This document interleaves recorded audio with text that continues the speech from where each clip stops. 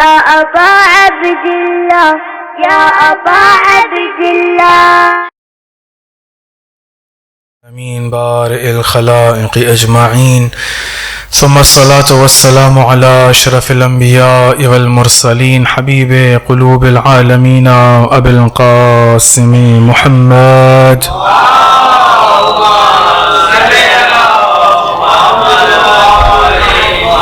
وعلى آله الطيبين الطاهرين المعصومين المظلومين لا سيما بقية الله في الأراضين روحي وأرواح العالمين لتراب مقدمه الفداء. ما بعد فقد نقل عن المعصوم عليه الصلاة والسلام إن الله جميل ويحب الجمال. بلند آواز سے درود پڑھے محمد والے محمد پہ.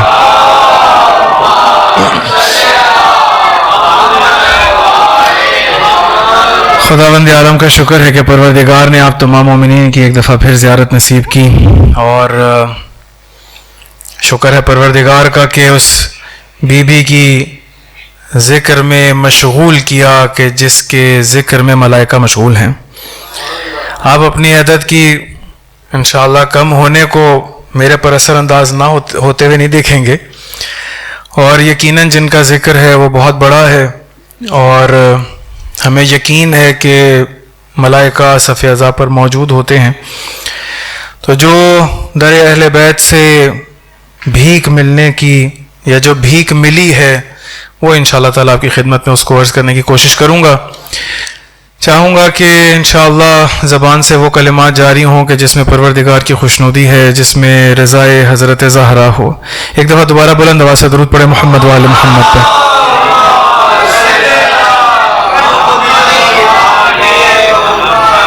تین دن انشاءاللہ تعالیٰ آپ لوگوں کی خدمت میں حاضر ہوں گا. جو موضوع آپ لوگوں کی خدمت میں عرض کرنے کی جسارت کروں گا اس حوالے سے آج ایک مقدمتاً گفتگو کرتے ہیں. خداوند عالم نے اس کائنات کو آپ لوگوں کی توجہات چاہوں گا، چونکہ بہرحال پہلی دفعہ نہیں کہ میں یہاں پر آپ کے سامنے حاضر ہوا ہوں، آپ لوگ مزاج سے بھی واقف ہیں. کوشش ہوتی ہے کہ ایک علمی گفتگو آپ لوگوں کی سماعتوں کی نظر کر سکوں. جو اپنے اساتذہ سے سنا، جو اہل بیت علیہ السلام نے عطا کیا، وہ آپ لوگوں تک منتقل کر سکوں. خداوند عالم نے اس کائنات میں انسان کو بعض چیزوں سے مقید کیا ہے. توجہ ہے آپ لوگوں کی، بعض چیزوں سے مقید کیا ہے. اگر ہم لوگ اس قید کو دیکھنا شروع کریں تو اس میں دو قیدیں بڑی اہم ہیں. ایک قید مکان کی ہے، دوسری زمان کی ہے. ہر ایک انسان اس کائنات کے اندر زمان اور مکان کی قید میں ہے. زمان اور مکان کی قید سے باہر نہیں نکل سکتا. جو چند قیدیں ہیں، یعنی ہم لوگ ساری تو ذکر نہیں کر سکتے، لیکن چند، یعنی جو بھی ہوگا کسی نہ کسی مکان پر ہوگا، کسی نہ کسی زمانے میں ہوگا. جب ہم لوگ کربلا کی بات کرتے ہیں، کربلا میں زمانہ 61 ہجری ہے اور مکان کربلا کی زمین ہے.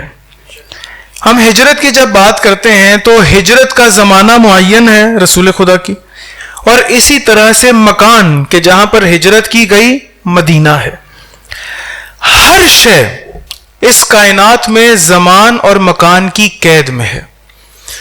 ہر شے کسی نہ کسی زمانے میں اور کسی نہ کسی مکان پر انجام پا رہی. اس وقت صف اعضاء یہاں پر بچھی ہے، ہم لوگ یہاں پر موجود ہیں. کوئی کہہ سکتا ہے کہ اسی وقت ہم میں سے کوئی اور انسان کسی اور جگہ پر بھی موجود ہو؟ ایسا ہو نہیں سکتا. ہاں، تصور کے عالم میں ہو سکتا ہے کہ جہاں پر انسان تصور کرتا ہے کسی چیز کو، یعنی میرا بدن اسی مکان میں موجود ہے لیکن میرا نفس کسی اور جگہ پہ ہے، یعنی میں کچھ اور سوچ رہا ہوں. خداوند عالم نے ہر انسان کو ہر وجود کو جو بھی اس عالم مادہ میں آیا ہے اس کو زمان اور مکان کی قید میں رکھا ہے. مگر یہ کہ بعض استثناءات انسان کے پاس موجود ہیں، بعض استثناءات ایکسیپشنل کیسز اس کائنات کے اندر موجود ہیں. توجہ سے سنیے گا، مقدمہ ہے بڑا اہم، انشاءاللہ تعالیٰ ایک اچھی منزل کی طرف لے جاؤں گا. درود پڑھے محمد والے محمد پہ.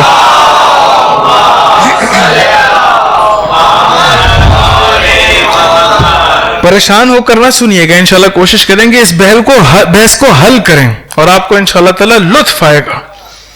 معاہدہ اہل بیت ہے، بہرحال کوشش کرتے ہیں انشاءاللہ اس کو سمجھنے کی. اسی کائنات میں بعض چیزیں ایکسیپشنل بھی ہوئی ہیں. اس کی مثال آپ کو اس طرح سے دینا شروع کر دوں کہ میں اگر اپنے ہاتھ پہ کنکریاں اٹھاتا ہوں تو وہ بولتی نہیں ہیں، لیکن جیسے ہی رسول خدا کنکریاں اٹھاتے ہیں ساتھ ہی گواہی دینے لگتی ہیں. جیسے ہی رسول خدا نے کنکریاں اٹھائیں ابو لہب کے سامنے، ساتھ ہی کہا اشہد ان لا الہ الا اللہ و اشہد ان محمدا عبدہ و رسولہ. میں گواہی دیتی ہوں، میں کنکریاں ہاتھ پہ ہیں، گواہی دیتی ہوں کہ اللہ وحدہ لا شریک ہے اور رسول خدا ختمی مرتبت اللہ کے رسول ہیں، ساتھ ہی گواہی دی. اب اگر میں اٹھاؤں تو کنکریاں نہیں بولتی. میں ساری رات کھڑے ہو کر چاند کو اشارے کرتا رہوں تو چاند 2 ٹکڑے، لیکن جب رسول خدا نے چاند کے 2 ٹکڑے کیے تو کوہ ابو قبیس کے اوپر چاند کے 2 ٹکڑے ہوتے ہوئے یہاں تک کہ ایک مشرق کی جانب گیا ایک مغرب کی جانب گیا، سب نے دیکھا. میں ساری رات کہتا چلا جاؤں کرتا چلا جاؤں لیکن چاند کے 2 ٹکڑے نہیں ہوں گے. اس کا مطلب ہے کہ اس دنیا کے اندر کچھ ایکسیپشنل کیسز ہیں. ایک چھوٹا سا بچہ 6 مہینے کا بچہ بولتا نہیں ہے، یا چند دنوں کا بچہ بولتا نہیں ہے، 2-3 دنوں کا بچہ بولتا نہیں ہے، لیکن حضرت مریم جب حضرت عیسیٰ کو لے کر آئی ہیں تو فوراً ہی قرآن گواہی دے رہا ہے کہ جیسے ہی کہا کہ یہ کیا کر کے آئی مریم، آپ کے بابا تو ایسے نہیں تھے، آپ کے والد تو ایسے نہیں تھے. تو آگے سے اللہ تعالیٰ نے کیا حکم دیا ہوا تھا کہ اے مریم وہاں جب آپ جائیں تو آپ نے کلام نہیں کرنا، آپ نے صرف اس گہوارے کی طرف اشارہ کر دینا.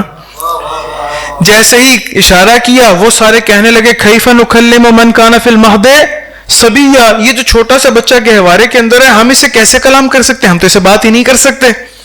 تو ساتھ ہی اللہ تعالیٰ کے حکم سے حضرت عیسیٰ نے کہنا شروع کیا انی عبداللہ آتانی الکتاب وجعلنی نبیہ، میں عبداللہ ہوں، اللہ کا بندہ ہوں، مجھے اللہ نے کتاب عطا کی ہے، مجھے نبی بنا کر بھیجا ہے. کوئی پوچھے ان سے کہ وہ عیسیٰ کے جو گہوارے میں بول سکتا ہے جو فخر عیسیٰ ہوگا کیا کر سکتا ہے؟ بھائی ضروری ہے کہ شک صدر ہو، جبرائیل آئیں دل کو دھونا شروع کریں، وہ جن کے کلام سے اس کائنات کی قدورتیں ہٹ جائیں. جبرائیل کون کہ آ کر شک صدر کرے اور شک صدر کر کے دل کو دھونا شروع کرے، اور بھائی وہ ہیں کہ جن کا ذکر انسان کے دل کو پاک کر دے.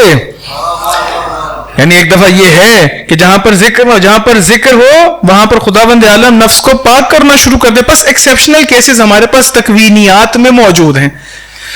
اسی طرح سے آپ دیکھتے ہیں کہ ایسا ہوتا نہیں ہے کہ کوئی جائے اور کعبے کی دیوار شک ہو جائے.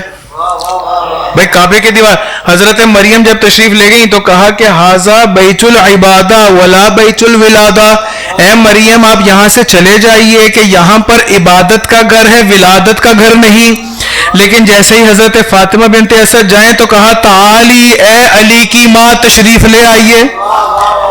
بھائی وہاں پر جدار کا شک ہونا اور امیر المومنین کی والدہ کا کعبہ کے اندر داخل ہونا، او امیر المومنین کا اس کعبہ بیت اللہ کے اندر تشریف لانا، 3 دن تک حضرت فاطمہ بنت اسد کا کعبہ میں رہنا، جب باہر نکلنا رسول خدا کا استقبال کرنا. جب رسول خدا نے استقبال کیا اپنے گود میں لیا، امیر المومنین نے آنکھیں کھولی، رسول خدا نے خطاب کیا، کہا اے علی خصصتنی بالنظر، اے علی آپ نے سب سے پہلے نظر اس کائنات میں میری طرف کی ہے، تب تک آنکھ نہیں کھولی جب تک کہ میں نے اپنی گود میں نہیں لے لیا. یا علی خصصتک بالعلم، آپ نے میری طرف نگاہ کی، اے علی خدا کے حکم سے قیامت تک کے لیے جس کو علم چاہیے ہوگا آپ کے دروازے پہ آئے گا، آپ کے دروازے پہ آئے گا تو خداوند عالم اس کو علم دے گا.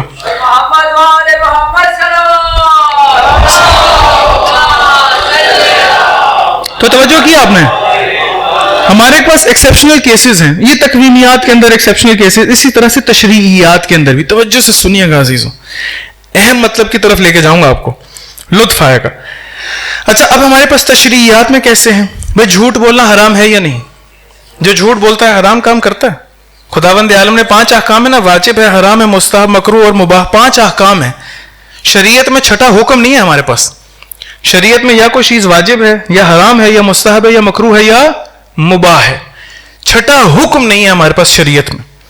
اب اگر اسی کے اندر جھوٹ کو دیکھنا ہو تو جھوٹ خداوند عالم کہتا ہے دیکھو حرام ہے جھوٹ، لیکن ایکسیپشنل کیسز ہیں اس کے اندر بھی. بھئی اگر 2 دوستوں کے درمیان صلح کرانی ہو تو کیا ہے وہاں پر جھوٹ بولنا جائز ہے یا نہیں؟ وہاں جھوٹ بولنا جائز.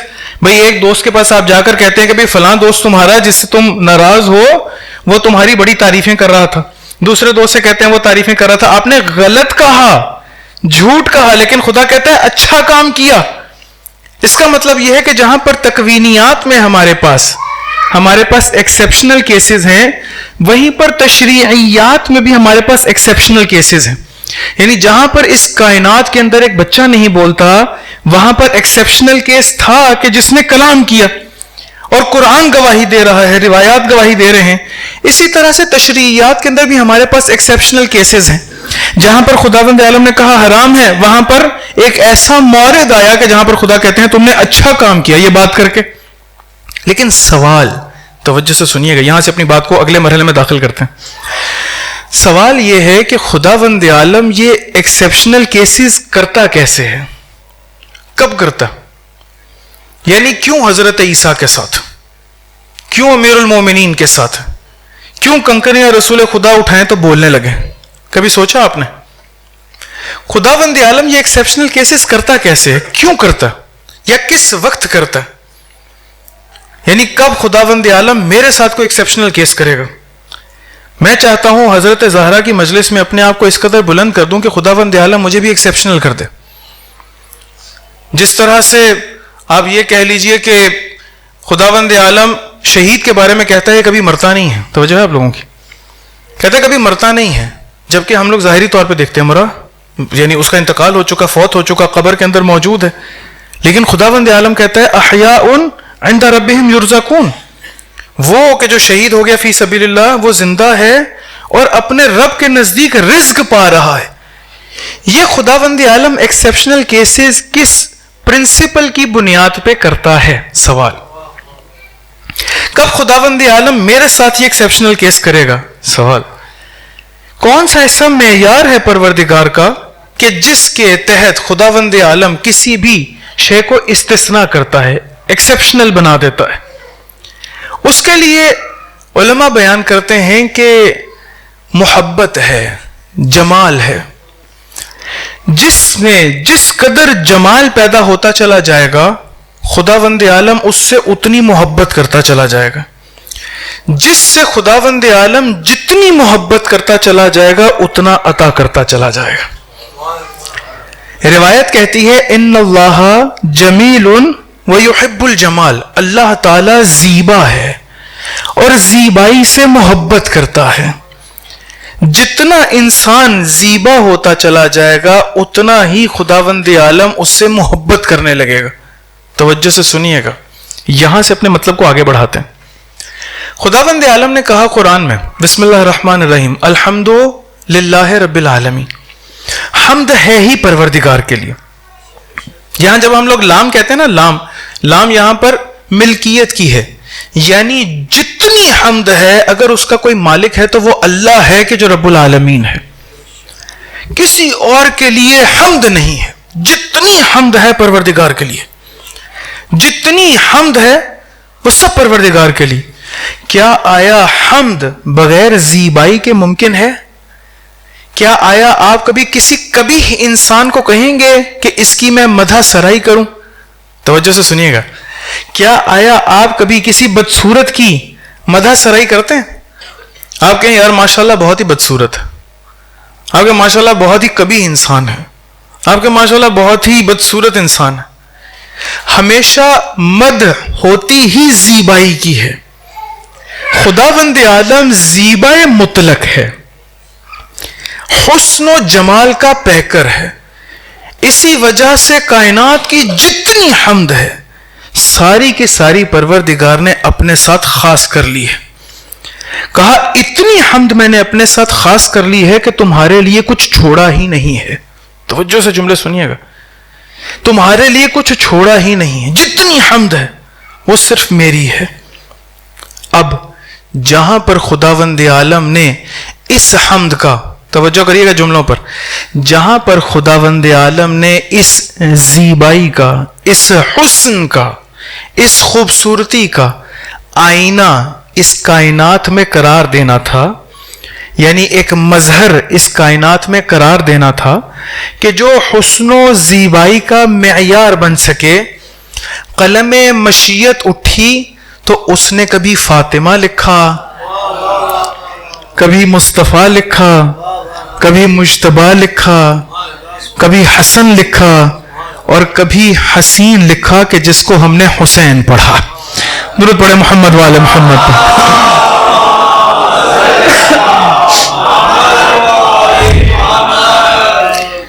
پروردگار نے اپنی حسن و زیبائی کا اس کائنات میں جب آئینہ قرار دیا تو خداوند عالم نے ان ہستیوں کو قرار دیا، اور زیبائی سے محبت کو پروردگار نے اپنی فطرت، انسان کی فطرت میں رکھ دیا.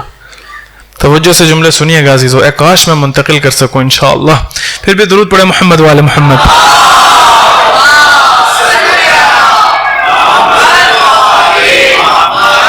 خداوند عالم زیبا ہے، اسی لیے محمود ہے، اسی لیے اس کی حمد بجا لائی جاتی ہے.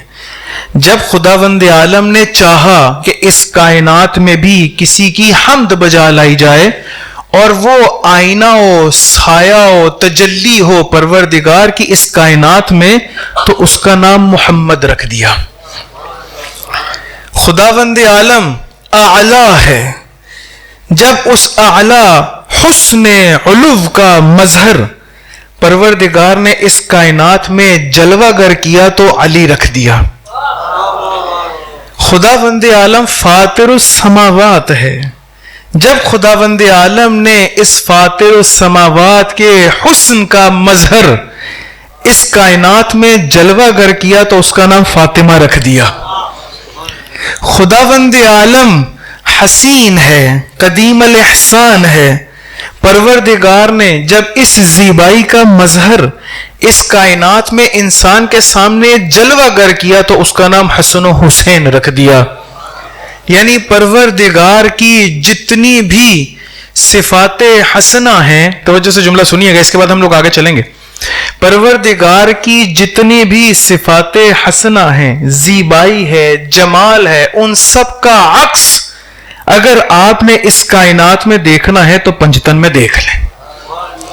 ایک قصہ کے نیچے دیکھ لیں کہ ایسا نور ساتر ہو کہ جبرائیل کہیں اے پروردگار مجھے بھی اس میں جانے کی اجازت دے دیں. اللہ تعالیٰ کہے کہ میں آپ کو ایسے جانے نہیں دوں گا. لوح محفوظ سے آیت تطہیر لو کہ یہ سارے پاکیزہ لوگ ابھی قصہ کے نیچے جمع ہیں، ابھی یہ شان نزول ہے اس آیت کا. جاؤ اور جا کے رسول کے قلب پہ نازل کر دو، ان اللہ انما یرید اللہ لیذھب عنکم الرجس اہل البیت ویطہرکم تطہیرا.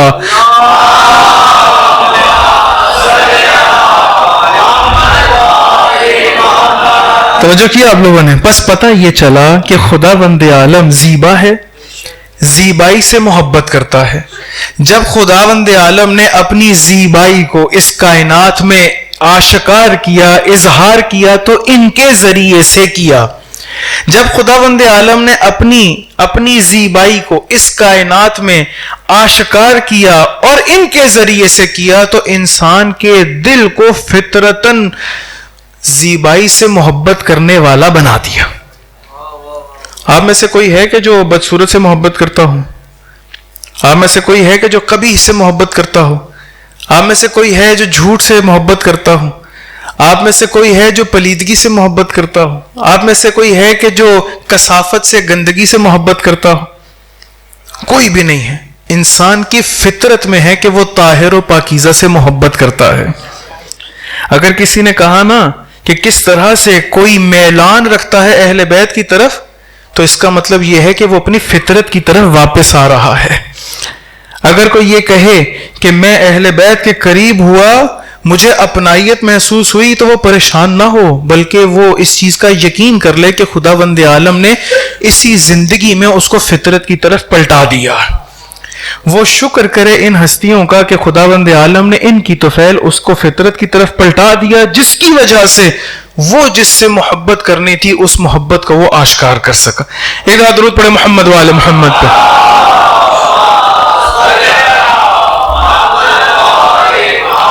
بس زیبائی کا منبع ہیں.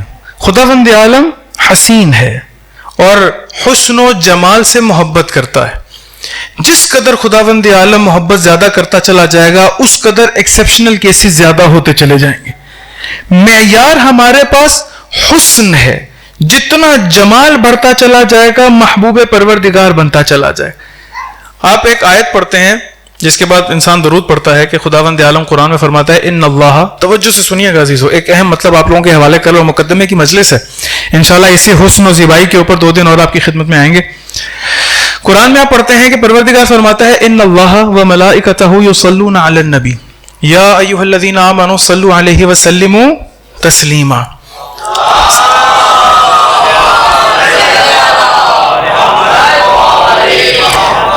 اس کا ترجمہ کیا کیا جاتا ہے کہ اللہ اور اس کے ملائکہ درود بھیجتے ہیں محمد و آل محمد پہ. اے ایمان والو تم بھی محمد و آل محمد کے اوپر درود بھیجو. صلو علیہ وسلم تسلیما. وہاں پر صرف صلوات ہے جہاں پر خدا کی بات کر رہے ہیں، یہاں پر ساتھ کہا گیا تسلیم بھی ہو جو، ان کے آگے اطاعت گزار ہو جو. کبھی آپ لوگوں نے سوچا کہ خداوند عالم نے قرآن کے اندر ہمیشہ انسان کو کہا ہے اقیم الصلاۃ وآتوا الزکوٰۃ، نماز قائم کرو، روزے رکھو، زکوٰۃ دو، خمس ادا کرو، حج کرو، دیکھو تم عبادات کرو. لیکن یہ واحد آیت ہے کہ جس میں خداوند عالم کہہ رہا ہے کہ دیکھو صرف تم نہیں میں بھی کر رہا ہوں. ہمیشہ یہ کہا اقیم الصلاۃ، نماز قائم کرو، وآتوا الزکوٰۃ، زکوٰۃ ادا کرو، اللہ تعالیٰ کے لیے عبادت کرو، روزے رکھو، لعلکم تتقون، شاید کہ تم متقی ہو جاؤ. یہ سب کچھ کہا، لیکن واحد عمل ایسا ہے کہ جس میں خود انسان کے ساتھ خداوند عالم بھی شریک ہے. پروردگار کیا کہتا ہے ان اللہ و ملائکتہ، اللہ اور اس کے ملائکہ یصلون علی النبی، درود بھیجتے ہیں. کبھی آپ نے دیکھا کہ اس کا ترجمہ کس طرح سے ہے؟ درود بھیجنے، درود بھیجنے سے کیا مراد؟ کبھی پوچھا کسی سے بھئی آپ اہل بیت کے اوپر درود بھیجیں یعنی کیا مطلب؟ یعنی میں جب کہوں گا کہ اہل بیت پہ درود بھیجیں یا اللہ اور ملائکہ جو ہیں وہ درود بھیج رہے ہیں تو اس کا مطلب یہ ہوتا ہے کہ بھئی آپ ان کے اوپر رحمت بھیجیں. بھئی اہل بیت آپ کے اور میری رحمت کے محتاج ہیں.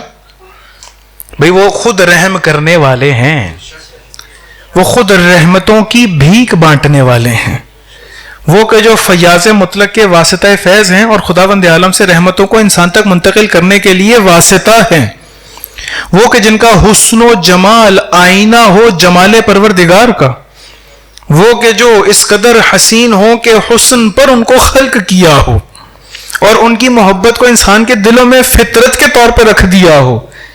وہ کیا آیا ملائکہ اور آپ کے اور میرے رحمت کی دعا کرنے کے منتظر ہیں؟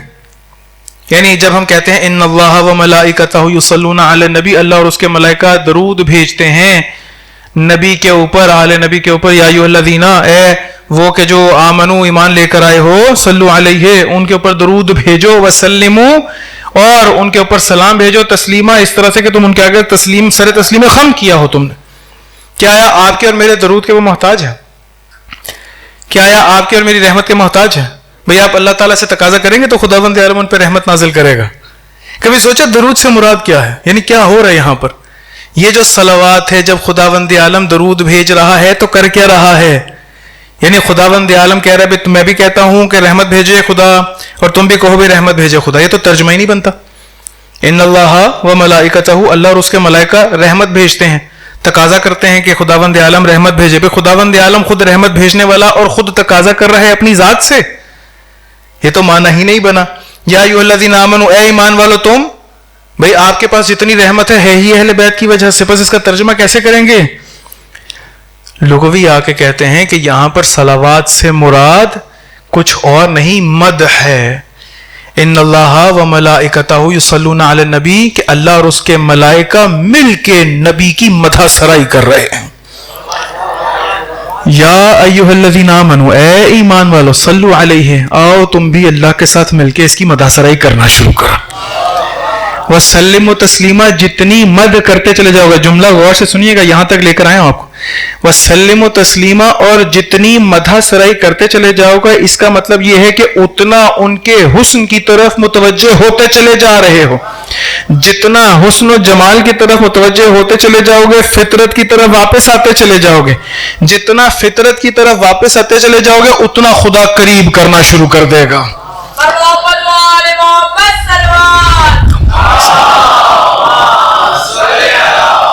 بس اب پتہ چلا کہ درود عبادت کیوں ہے، درود مقرب اللہ کیوں ہے، درود آپ کو خداوند عالم کے قریب کیوں کر رہا ہے۔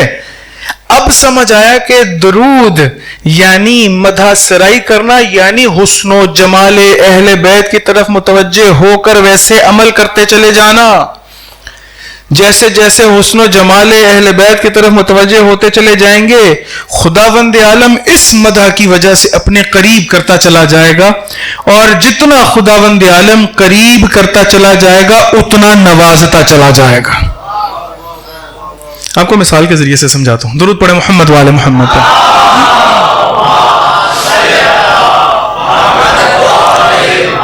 آپ جب کہتے ہیں میں 2 رکعت نماز پڑھتا ہوں فجر کی واجب قربتاً اللہ، توجہ ہے آپ لوگوں کی، 2 رکعت نماز پڑھتا ہوں فجر کی واجب قربتاً اللہ، 4 رکعت نماز ظہر کی واجب قربتاً اللہ، 4 رکعت نماز عصر کی واجب قربتاً، 3 رکعت نماز مغرب کی واجب قربتاً۔ اب جو کرتے چلے جا رہے ہیں اس کے اندر قربتاً اللہ کی نیت کرتے چلے جا رہے ہیں، ایسا ہے بھائی میں روزہ رکھتا ہوں ماہ مبارک کا واجب قربتاً اللہ، میں حج کرتا ہوں جس کے اوپر بہرحال البتہ اس کے اوپر حج واجب ہے، واجب قربتاً اللہ، جتنے بھی خداوند عالم کی عبادات ہیں وہ ساری کی ساری آپ قربتاً اللہ کی نیت سے وہ کرتے چلے جا رہے ہیں۔ اگر نیت نہ ہو قربت کی وہ عبادت نہیں ہے۔ یعنی آپ کا میں 2 رکعت نماز فجر پڑھتا ہوں، مجھے اللہ کا قرب نہیں چاہیے، جب یہ اللہ کا قرب نہیں چاہیے تو پروردگار اس کو عبادت شمار نہیں کرے گا۔ اس قرب سے کیا مراد ہے؟ یعنی جب میں خداوند عالم کے قریب ہوتا ہوں تو کیا آیا میرا ہاتھ بڑھ جاتا ہے، میرا سر بڑا ہو جاتا ہے، میرے کان بڑے ہو جاتے ہیں؟ یعنی اس قرب سے کیا مراد؟ کبھی سوچا آپ لوگوں نے؟ 2 رکعت نماز فجر کی پڑھتا ہوں واجب قربتاً اللہ، اے اللہ میں تیری قربت کی خاطر 2 رکعت نماز فجر کی پڑھنے لگا ہوں۔ جب میں نے 2 رکعت نماز فجر کی پڑھ لی تو کیا ہوا؟ میرے ہاتھ لمبے ہوئے، میری ناک لمبی ہوئی، میرے کان لمبے ہوئے، میرے بال بہرحال لمبے ہو گئے۔ کیا ہوا؟ میرے سفید بال دوبارہ سے کالے ہو گئے۔ کیا ہوا؟ ہوا کیا ہے؟ کبھی سوچا کہ اس قرب کو کیسے ڈیفائن کیا جائے؟ خداوند عالم کا قرب قرب مادی تو نہیں ہے کہ میرے بدن کو میں خداوند عالم کے قریب کر دوں، قرب مادی تو وہ ہو نہیں سکتا۔ بس ہو کیا رہا ہے؟ جب میں حج کر رہا ہوں ہو کیا رہا ہے؟ میں نیت قربتاً اللہ کی کر رہا ہوں، ہو کیا رہا ہے؟ مجھے کیسے پتا چلے گا؟ توجہ میری طرف رکھی، مجھے کیسے پتا چلے گا کہ ایک دفعہ درود پڑھے محمد والے محمد،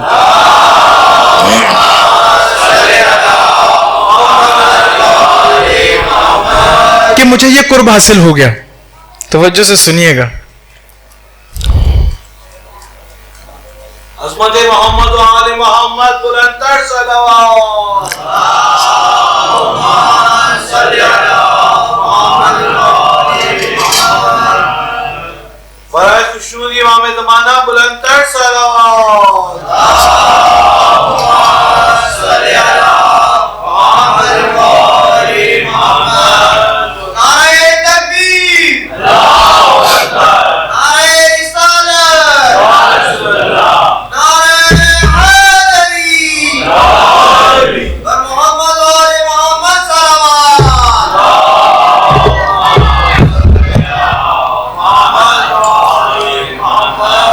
توجہ کیا آپ لوگوں نے؟ مجھے کیسے پتا چلے گا کبھی خداوند عالم کا قرب حاصل ہو گیا؟ کیسے پتا چلے گا؟ میں نے درود پڑھا، مدح سرائی کی، مجھے کیسے پتا چلے گا کہ خداوند عالم کا قرب حاصل ہو گیا؟ بھائی قرب مادی تو نہیں ہے، میں خداوند عالم کے الیاذ باللہ من ذالک بدن کے قریب تو نہیں ہوا، لیکن قرب ہے۔ اگر قرب کے بغیر آپ کوئی نیت کر کے کرتے ہیں تو وہ عبادت نہیں، یعنی اگر نہ کریں تو وہ عبادت نہیں ہے۔ مجھے کیسے پتا چلے گا؟ اس کو ایک مثال کے ذریعے سے سمجھاتا ہوں، توجہ سے سنیے گا۔ جب ایک جگہ پر آگ لگی، اچھا ہمارے پاس اسی کائنات میں موجودات میں بعض اس کی صفات اس کی ذاتی ہوتی ہیں، بعض اس کی ذاتی نہیں ہوتی۔ مثال کے طور پہ پانی ہے، پانی کی گیلاہٹ اس کی ذات ہے، یعنی پانی جہاں ہوگا گیلا ہوگا۔ ہو سکتا ہے پانی ہو اور گیلا نہ ہو نہیں سکتا۔ اسی لیے پانی کی یہ صفت گیلاہٹ کی، یہ اس کی ذات ہے، اس کے علاوہ پانی نہیں ہو سکتا۔ اسی طرح سے اگر اسی پانی کو کارپیٹ کے اوپر گرا دیں تو کارپیٹ گیلا ہو جائے گا، لیکن کہیں گے کہ کارپیٹ ہوتا ہی گیلا ہے؟ ایسا نہیں کہیں گے۔ اسی طرح سے آگ ہے، آگ کے اندر کچھ ایسی خصوصیات ہیں، جہاں پر بھی آگ ہوگی وہ خصوصیات ضرور ہوں گی۔ مثال کے طور پہ آگ میں حرارت ہے، آگ میں نور ہے، آگ میں جلانے کی صلاحیت ہے. جہاں پر بھی آگ ہوگی وہ یہ تین صلاحیتیں ضرور رکھتی ہوگی. چھوٹی قسم کی صلاحیت رکھتی ہوگی یا بڑی قسم کی صلاحیت رکھتی ہوگی. زیادہ بڑی آگ ہوگی زیادہ حرارت رکھے گی، زیادہ نور رکھے گی، یعنی زیادہ روشنی اس کے اندر سے نکلے گی، زیادہ جلانے کی صلاحیت رکھے گی. چھوٹی آگ ہوگی جلانے کی صلاحیت ضرور رکھتی ہے لیکن تھوڑی، حرارت ضرور رکھتی ہے لیکن تھوڑی. اگر اسی کے قریب کسی لوہے کو کر دیا جائے، لوہا کہ جس کے اندر حرارت نہیں ہوتی، اس کی صفت کیا ہے کہ وہ سخت ہوتا ہے، لیکن اگر اسی لوہے کو اس آگ کے قریب کر دیا جائے لیکن بالکل آگ میں ڈالا نہ جائے، آگ کے قریب کر دیا جائے، لوہا بھی گرم ہو جائے گا. اس قرب کی وجہ سے لوہا بھی گرم ہو جائے گا. تھوڑی دیر کے بعد اگر آپ لوہے کو ہٹا لیں تو وہ دوبارہ سے ٹھنڈا ہو جائے گا. ایک لوہے کو آگ کے پاس رکھا جائے اور پھر اس کو ہٹا لیا جائے، وہ کچھ دیر کے لیے گرم ہوگا اور پھر واپس ہٹ جائے گا. لیکن اگر لوہے کو اس آگ کے اندر پھینک دیا جائے اس طرح سے کہ وہ آگ میں فنا ہو جائے، اب آپ لوہے کو جب دیکھیں گے تو لوہا گرم بھی ہوگا، لوہا ہاتھ لگے گا، جلانے کی صلاحیت بھی رکھتا ہے، اور اسی طرح سے اگر اس کو اندھیرے میں لے جائیں گے تو اس کی لال رنگ کی روشنی بھی دکھائی دے گی. ایسا ہے یا نہیں؟ یعنی لوہا اگر بہت قریب ہو گیا اس آگ کے تو وہ جو آگ والی صفات ہیں، توجہ سے سنیے گا عزیزوں، مثال کے ذریعے سے تطبیق کرنے لگا. لوہا وہ جو آگ والی صفات ہیں وہ تمام کی تمام صفات اپنے اندر لے لے گا.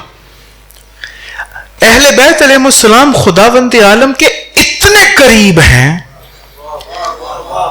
اتنے قریب ہیں کہ اگر کرم پروردگار کو دیکھنا ہو تو کریم اہل بیت کو دیکھ لو، اگر جود و سخائے خدا کو دیکھنا ہو تو ان کو دیکھ لو. اس کی مثال اس طرح سے دیتے ہیں اہل بیت کی، کہتے ہیں کہ جس طرح سے سورج سے پھوٹی ہوئی کرن ہو جو تمام صفات رکھتی ہو سورج والی، لیکن سورج نہیں ہے، صفات ساری رکھتی ہے لیکن سورج نہیں ہے.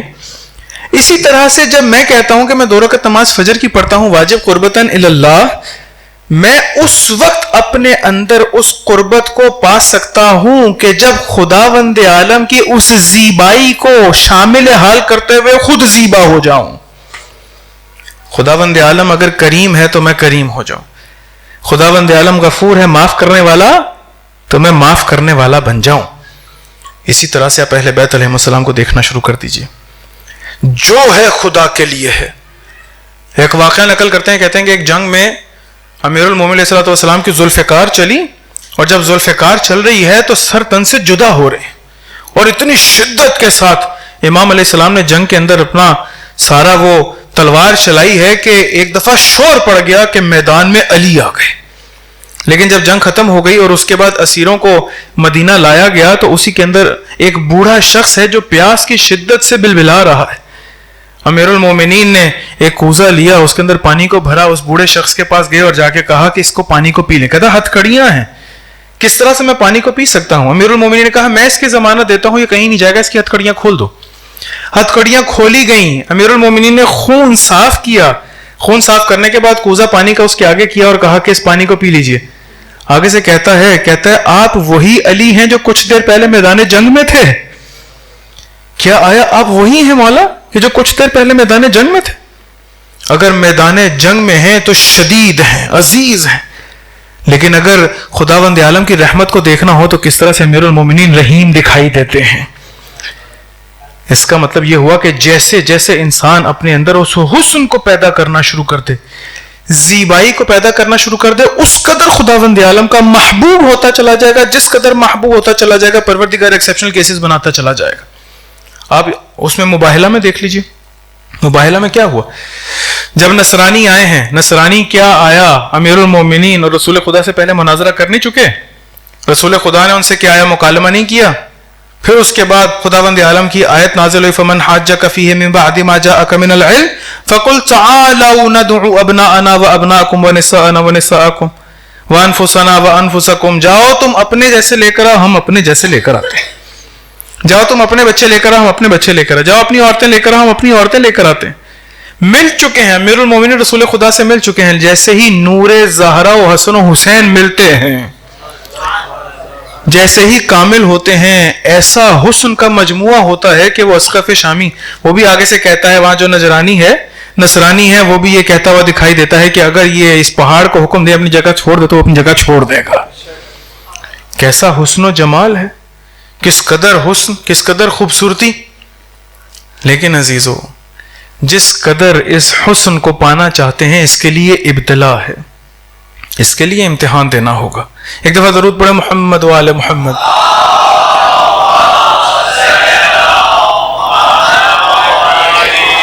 خداوند عالم بغیر امتحان کے عطا نہیں کرے گا، بغیر ابتلا کے عطا نہیں کرے گا. حسن چاہیے، زیبائی چاہیے، لیکن پروردگار بغیر امتحان کے نہیں دے گا. ایک روایت ہے کمال الدین و تمام النعمہ کے اندر، شیخ صدوق نقل کرتے ہیں، کہتے ہیں کہ حضرت نوح علیہ السلام کی 2500 سال زندگی تھی، 2500 سال انہوں نے عمر گزاری، 900 سال تبلیغ کی ہے. جب 300 سال تبلیغ کے گزرے اور کوئی مسلمان نہ ہوا، یعنی وہ توحید پرست نہ ہوا، حضرت نوح کے اوپر ایمان نہ لے کر آیا، خداوند عالم کی وحدانیت پر ایمان نہ لے کر آیا، حضرت نوح نے چاہا کہ یہ تو ایمان لے کر نہیں آ رہے تو میں ان کے لیے بد دعا کرتا ہوں. جیسے ہی حضرت نوح نے بد دعا کا سوچا، ساتھ ہی تیسرے آسمان سے ایک فرشتہ نازل ہوا. روایت ہے امام صادق علیہ الصلوۃ والسلام سے،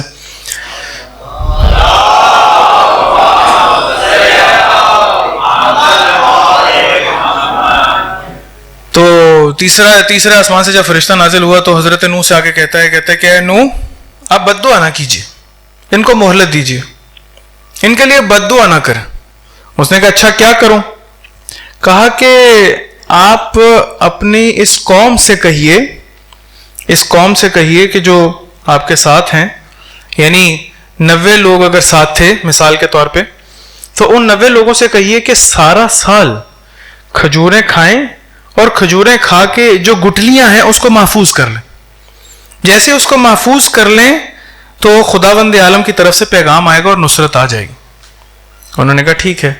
جب سارا سال انہوں نے گٹھلیاں جمع کی، گٹھلیاں جمع کرنے کے بعد جب سال کے بعد حضرت جبرائیل دوبارہ سے نازل ہوئے، انہوں نے تقاضا کیا بھی ہم نے خداوند عالم کے کہنے پر عمل کیا ہے تو بھی بتائیں ابھی کیا کریں. تو آگے سے انہوں نے کہا کہ اللہ تعالیٰ کہہ رہا ہے کہ انہی گٹلیوں کو بو دیں، جب یہ تناور درخت بن جائیں گے تو خداوند عالم کی نصرت آ جائے گی. توجہ ہے آپ لوگوں کی، خداوند عالم کی نصرت آ جائے گی. انہوں نے جتنے بھی لوگ تھے انہوں نے ان گٹلیوں کو لیا، گٹلیوں کو لے کے زمین کے اندر بو دیا. اب وہ انتظار کر رہے ہیں، پانی دے رہے ہیں یہاں تک کہ وہ تناور درخت بن جائیں، وہ کھجوروں کے درخت بن جائیں. اس کے بعد جب وہ تناور درخت بن گئے اور اس پہ کھجوریں لگنے والی ہیں یا لگ چکی ہیں، تو اس کے بعد دوبارہ سے انہوں نے جا کے حضرت نوح سے تقاضا کیا کہ بھی آپ اللہ تعالیٰ سے پوچھیں. انہوں نے کہا تھا، خدا نے کہا تھا کہ نصرت آ جائے گی، جیسے تم لوگ بیج بو گے یہ درخت بنیں گے تو نصرت آ جائے گی. حضرت جبرائیل آئے اور انہوں نے کہا کہ یہ جتنی بھی کھجوریں لگی ہیں ان کو کھائیں اور ان کے کھانے کے بعد دوبارہ سے گٹلیاں اس کی دوبارہ زمین کے اندر بو دیں. جب دوبارہ سے وہ درخت بن جائیں گے خداوند عالم کی نصرت آئے گی. وہ ایک سوم، یعنی اگر 90 لوگ تھے تو 30 لوگ چھوڑ کر چلے گئے. حضرت نوح سے کہا کہ یہ تو عجیب بات کر رہے ہیں، ہر دفعہ کہتے ہیں خداوند عالم کی نصرت آنے والی ہے، ہر دفعہ کہتے ہیں خداوند عالم کی نصرت آنے والی ہے. چھوڑ کر چلے گئے. جب چھوڑ کر چلے گئے تو اس کے بعد جب وہ دوبارہ سے 60 لوگوں نے مثلا جو 2 سوم ہیں، دوبارہ سے انہوں نے جب وہ گٹلیاں کھائی ہیں، کھجوریں کھائی ہیں، گٹلیوں کو محفوظ کیا، زمین کے اندر بویا، وہ تناور درخت بن گئے، اس کے اوپر کھجوریں لگ گئیں. حضرت نوح کے پاس آئے اور آ کر کہتے ہیں کہ اے نوح، اللہ تعالیٰ نے کہا تھا کہ یہ ہم لوگوں کو بہت تنگ کرتے ہیں، آپ نے جب تک یہ کام کر لیں خداوند عالم کی نصرت آ جائے گی اور خداوند عالم ان کے اوپر عذاب نازل کرے گا اور ہمیں سرخرو کر دے گا، ہمیں بچا لے گا. حضرت نوح کے پاس آئے، دوبارہ سے جبرائیل علیہ السلام فرشتہ آیا. فرشتہ آگے کہتا ہے کہ اے نوح، خداوند عالم کہہ رہا ہے کہ ان کی گٹلیاں بھی کھائیں اور جب وہ بوئیں اور جب وہ تناور درخت بن جائیں گے تو خداوند عالم کی نصرت آ جائے گی. انہوں نے کہا کہ اچھا. جب یہ سنا تو دوبارہ سے ایک سوم یعنی 30 لوگ اور حضرت نوح کو چھوڑ کر چلے گئے. جب وہ چھوڑ کر چلے گئے کہ یہ تو اسی طرح سے کہہ رہے ہیں، ہمیں پہلے ہی بات سمجھ جانی چاہیے تھی کہ یہ نبی کوئی نہیں ہے، کوئی ان کے پاس نبوت وغیرہ نہیں ہے، تو یہ سلسلہ ایسے ہی ہے کہ ہم لوگوں کے اوپر کوئی نصرت نہیں آنے والی. یہ ایسی اپنی طرف سے کہہ رہے ہیں کہ کوئی جبرائیل آ رہا ہے اور مجھے منع کر رہا ہے. دوبارہ سے وہ جو 30 لوگ رہ گئے تھے انہوں نے وہ کھجوریں کھائیں، گٹلیوں کو زمین میں بویا. اب جب کچھ لوگ رہ گئے کہ جب خداوند عالم نے ان کو آزمائش میں ڈالا، ڈالنے کے بعد جب کچھ لوگ رہ گئے تو اللہ تعالیٰ نے کہا ہاں اب نصرت آنے والی ہے. وہ فارت تنور، یہی جو درخت بنے ہیں انہی کی لکڑیوں سے ایک کشتی بناؤ کہ خداوند عالم کی نصرت آنے والی ہے. یہی وہ سفینہ ہے کہ جو آنے والا ہے. خداوند عالم حسن ایسے ہی نہیں دے گا، پروردگار زیبائی ایسے ہی نہیں دے گا. ایسا نہیں ہے کہ فَقُلْ تَعَالَوْا نَدْعُوا أَبْنَاءَنَا، اور یہ سارا سلسلہ جو ہے اس زیبائی اور حسن کا بغیر کسی وجہ کے ساتھ ساتھ چلتا چلا جائے. پروردگار آزماتا ہے. خداوند عالم مشکل میں ڈال کر انسان کو آزماتا ہے کہ اب دیکھتا ہوں مثل حبیب کون بچتا ہے، اب میں دیکھتا ہوں کہ مثل جان کون بچتا ہے. ایسے نہیں کہا کہ اللہ یہ رسول خدا کے وصال کے بعد چند ہی رہ گئے کہ جو ایمان پر تھے، چند ہی رہ گئے. کس طرح سے چند ہی رہ گئے؟ رسول خدا کے جانے کے بعد کس طرح سے مشکلات آنے لگ پڑی، کس طرح سے پریشانی آنے لگ پڑی. خداوند عالم کے حکم کو ایک طرف رکھ دیا گیا. وہ جو حسن خداوند عالم امیر المومنین کے ذریعے سے دینے والا تھا انسان نہیں لے سکا، اسی لیے پریشان ہو گیا. خداوند عالم نے مبتلا کیا، خداوند عالم نے ابتلا کی، چند لوگ رہ گئے. یہ ایسا ہی ہے، تاریخ میں ایسا ہوتا ہے. حضرت مسلم بن عقیل کے ساتھ ایسا ہی ہوا. حضرت مسلم بن عقیل کتنے افراد لے کر دارالامارہ کے پاس گئے. صبح کی نماز کے بعد کتنے ہزار افراد تھے. جب عشاء کی نماز پڑھی تو پیچھے کوئی نہیں تھا. خداوند عالم مبتلا کرتا ہے. یہ کبھی مت سمجھیے گا کہ پروردگار نے بہت زیادہ مال دے دیا، بہت ساری نعمتیں دے دی تو اس کا مطلب یہ ٹھہرا کہ خداوند عالم مجھ سے بہت محبت کرتا ہے. یہ مت سوچیے گا. ہمیشہ معیار اس حسن کو رکھیے گا کہ جتنی اس حسن سے محبت ہوتی چلی جائے گی اتنا ہی خداوند عالم انسان کے اوپر کریم ہے. جتنا انسان اہل بیت سے محبت زیادہ بڑھاتا چلا جائے گا سمجھ لینا کہ خداوند عالم کے اتنا ہی کرم اس کے اوپر ہے. کبھی مال دنیا کے ذریعے سے خداوند عالم کے کرم کو مت دیکھنا شروع کریے کہ میرے پر بہت زیادہ کرم ہو گیا، میری اولاد بڑھ گئی. میرے اوپر بہت زیادہ کرم ہو گیا کہ میرے پاس بہت پیسہ آ گیا. میرے پر بہت کرم ہو گیا کہ میرے پاس بہترین گھر آ گیا. میرے پاس بہت کرم ہو گیا کہ یہ سب کچھ مجھے ملنا شروع ہو گیا. نہیں، یہ کرم ہے لیکن کرم کا معیار وہ حسن و زیبائی ہے. جتنا دل میں، جتنی فطرت کے اندر وہ زیبائی بڑھتی چلی جائے گی اتنا سمجھ لیں کہ خداوند عالم نے انسان کے اوپر کرم کرنا شروع کر دیا. حضرت زہرا حسن و جمال کا پیکر ہیں. ایسا پیکر ہیں کہ وہ حسین مصطفیٰ جب ان کے پاس بھی حضرت زہرا داخل ہوتی ہیں تو کھڑے ہو کر ان کا استقبال کرتے ہیں، آگے بڑھ کر ان کا استقبال کرتے ہیں. روایت کے الفاظ ہیں فقامہ نہیں ہے، فقامہ الیہا، صرف کھڑے نہیں ہوتے تھے اپنی جگہ سے، فقامہ الیہا، ان کی طرف آگے بڑھنا شروع کر دیتے تھے، حضرت زہرا کا استقبال کرتے تھے. فاجلسہا فی مجلسی، اور ان کو اپنی جگہ پر لا کر بٹھاتے تھے. کیا آیا یہ سب نے دیکھا نہیں؟ سب نے دیکھا کہ اس حسن کے پیکر کو کس طرح سے رسول خدا نے عزت دی. یہاں تک کہ توجہ سے جملہ سنیے گا، کہا فاطمہ تو بضاعۃ منی، فاطمہ میرے جگر کا ٹکڑا ہے. من اغضبہا اغضبنی ومن اغضبنی اغضب اللہ، جس نے فاطمہ کو غضبناک کیا اس نے مجھ رسول کو غضبناک کیا، جس نے مجھ رسول کو غضبناک کیا اس نے خدا کو غضبناک کیا. کیسا حسن و جمال کا اظہار و آئینہ ہے اس کائنات میں زہرا کہ اگر دیکھنا ہو کہ خداوند عالم راضی ہے یا غضبناک، کسی اور کی طرف نہیں حضرت کی طرف دیکھنا شروع کرتے. اگر حضرت راضی ہیں تو خدا راضی ہے، اگر حضرت غضبناک ہیں تو خداوند عالم غضبناک ہے. یہ وہ زہرا ہیں کہ جو اس کائنات کے اندر جتنا حسن ہے سارا ان کی شفاعت کے ذریعے سے. اگر پانی انسان کی پیاس کو بجھا پاتا ہے، توجہ سے سنیں، اگر انسان کی پیاس کو پانی بجھا پاتا ہے تو اس پیاس کے بجھا پانے کی شفاعت کی علت اگر پیچھے ہے تو وہ حضرت زہرا ہے. نہیں تو آپ دیکھ لیجئے، ممکن ہے کہ کئی لوگ پانی پیتے ہوں لیکن پیاس نہ بجھتی ہو، ممکن ہے کھانا کھاتے ہوں لیکن بھوک نہ مٹتی ہو.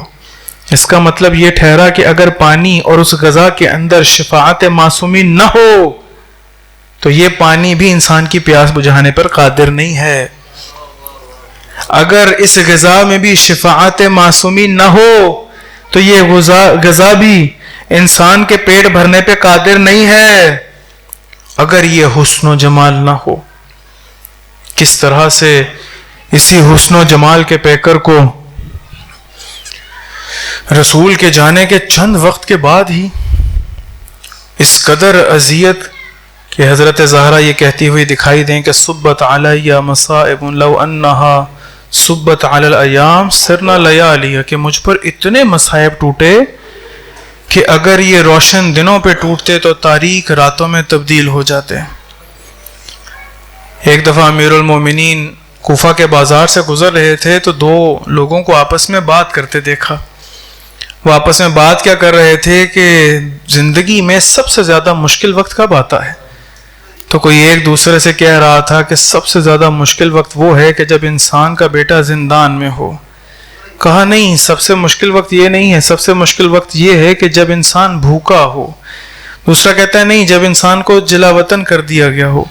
امیر المومنین جب پاس سے گزرے تو کہا ہے، امیر المومنین سے پوچھتے ہیں، امیر المومنین کو پاس بلایا، کہا مولا انسان کے اوپر سب سے مشکل وقت کیا ہے؟ امیر المومنین نے جواب دیا، پہلے کہتے ہیں دائیں دیکھا بائیں دیکھا، پھر جواب دیا کہ انسان کے اوپر سب سے مشکل وقت یہ ہے کہ جب اس کی زوجہ کو کوئی مار رہا ہو اور وہ کچھ نہ کر سکے. میں قربان جاؤں اس فاتح بدر و حنین پہ، میں قربان جاؤں اس مولا پہ کہ جو حضرت زہرا کے ساتھ یہ سلوک ہوتا دیکھ رہا ہو لیکن دین کی خاطر، اسلام کی خاطر کچھ نہ کر پایا ہو. میں قربان جاؤں اپنی شہزادی زہرا پہ. جب رسول خدا اس کائنات سے تشریف لے گئے، کبھی اپنا حق لینے کے لیے دربار میں جاتی ہے. کہا اے فاطمہ آپ اپنا گواہ لے کر آئیے. حضرت زہرا کہے میں محمد رسول خدا کی بیٹی ہوں، میں جھوٹ نہیں بولتی.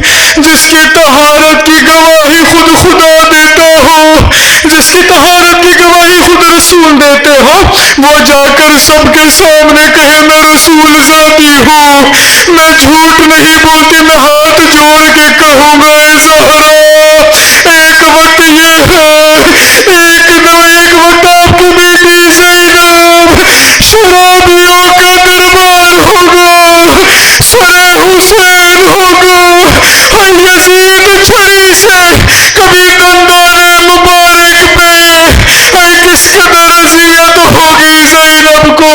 کہتے ہیں جب بی بی گئی ہے نا تب کمر بالکل سیدھا، جب واپس لوٹی ہے کمر خمیدہ، جب گئی ہے بال سیاہ ہے، جب واپس لوٹی ہے تو بال سفید ہے. ایک دفعہ جب حملہ ہوا نا بیوی کے دروازے پہ، جب حملہ کرنے کے لیے کہا علی کو ہمارے حوالے کر دے. کہا تمہیں پتا ہے یہ کس کا گھر ہے؟ نہیں میں علی کو تمہارے حوالے نہیں کروں گی. کہا ہاں ہمیں پتا ہے، اگر آپ نے حوالے نہ کیا تو دروازے کو آگ لگا دیں گے. ایک دفعہ لکڑیاں جمع ہونے لگی، دروازے کو آگ لگی. ایک ظالم بڑھ کے ٹھوکر مارتا ہے، زہرا دونوں دیوار کے درمیان آ گئی، ایک ہاتھ پہلو پہ رکھا، فضا کو آواز دی فضا میرا محسن شہید ہو گیا، فضا میری مدد کو آ. ظالم آگے بڑھتا ہے، جانتا ہے بیوی در کے پیچھے ہے، ایسے دھکا دیتا ہے آگ سے گرم کیل بیوی کی پسلیوں میں پیوست ہوتا ہے. یہاں تک بھی بیوی نے چھوڑا نہیں ہے. جب دیکھا نا کہ میرے امام کو، میرے مولا کو لے کے جا رہے ہیں، امام کے دامن میں ہاتھ ڈالا. ایک ظالم آگے بڑھا، تلوار کے عضو سے وار کرنا شروع کیا. بیوی کی کلائیاں نیلی ہونا شروع ہوئی. بیوی جا کے اپنے بابا کی قبر پہ، بابا آپ کے بعد اتنا ظلم ہوا، یہ میری کلائیاں لی. میں ہاتھ جوڑ کے کہوں گا اے بیوی آپ کی صرف کلائیاں نیلی نہیں، قربان جاؤ ثانی زہرا، کربلا سے کوفہ، کوفہ سے ہائے اگر نوکے نیزہ پہ سر نہیں چلتے ظالم کبھی تازیانے مارتے ہیں کبھی ظلم کر